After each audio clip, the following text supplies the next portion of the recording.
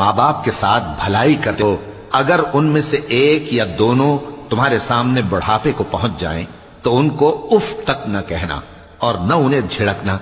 اور ان سے بات ادب کے ساتھ کرنا، اور عجز و نیاز سے ان کے آگے جھکے رہو اور ان کے حق میں دعا کرو کہ اے پروردگار، جیسا انہوں نے مجھے بچپن میں شفقت سے پرورش کیا ہے تو بھی ان کے حال پر رحمت فرما، جو کچھ تمہارے دلوں میں ہے تمہارا پروردگار اس سے بخوبی واقف ہے،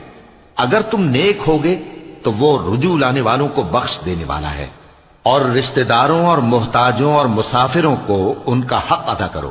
اور فضول خرچی سے مال نہ اڑاؤ کہ فضول خرچی کرنے والے تو شیطان کے بھائی ہیں، اور شیطان اپنے پروردگار کی نعمتوں کا کفران کرنے والا یعنی ناشکرا ہے۔ اور اگر تم اپنے پروردگار کی رحمت یعنی فراخ دست جس کی تمہیں امید ہو ان مستحقین کی طرف توجہ نہ کر سکو تو ان سے نرمی سے بات کہہ دیا کرو، بول ہی دو کہ سبھی کچھ دے ڈالو، اور انجام یہ ہو کہ ملامت زدہ اور حسرت زدہ ہو کر بیٹھ جاؤ۔ بے شک تمہارا پروردگار جس کی روزی چاہتا ہے فراخ کر دیتا ہے اور جس کی روزی چاہتا ہے تنگ کر دیتا ہے، وہ اپنے بندوں سے خبردار ہے اور ان کو دیکھ رہا ہے۔ اور اپنی اولاد کو مفلسی کے خوف سے قتل نہ کرنا، کیونکہ ان کو اور تم کو ہم ہی رزق دیتے ہیں، کچھ شک نہیں کہ ان کا مار ڈالنا بڑا سخت گناہ ہے، اور زنا کے پاس بھی نہ جانا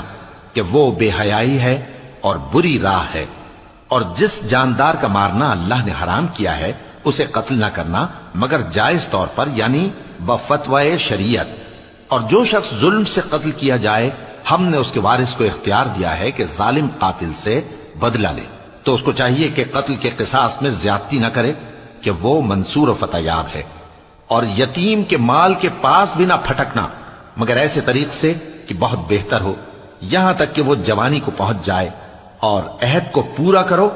کہ عہد کے بارے میں ضرور پرسش ہوگی،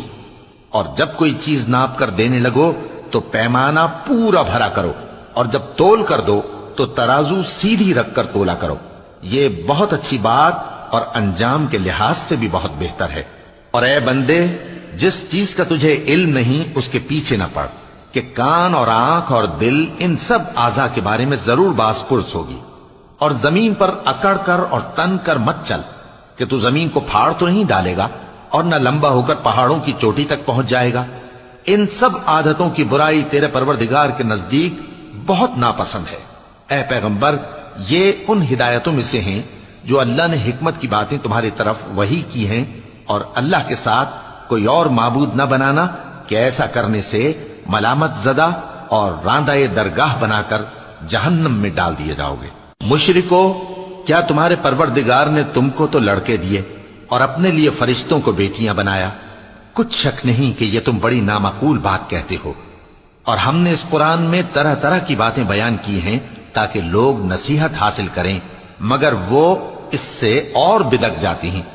کہہ دو کہ اگر اللہ کے ساتھ اور معبود ہوتے جیسا کہ یہ کہتے ہیں تو وہ ضرور عرش والے کی طرف لڑنے بھیڑنے کے لیے رستہ نکالتے، وہ پاک ہے، اور جو کچھ یہ بکواس کرتے ہیں اس سے اس کا رتبہ بہت عالی ہے۔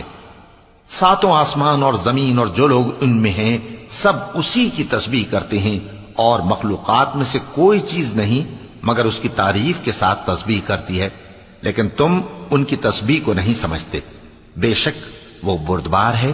غفار ہے۔ اور اے نبی، جب تم قرآن پڑھا کرتے ہو تو ہم تم میں اور ان لوگوں میں جو آخرت پر ایمان نہیں رکھتے چھپا ہوا پردہ یعنی حجاب ڈال دیتے ہیں، اور ان کے دلوں پر بھی پردے ڈال دیتے ہیں کہ اسے سمجھ نہ سکیں، اور ان کے کانوں میں ثقل پیدا کر دیتے ہیں۔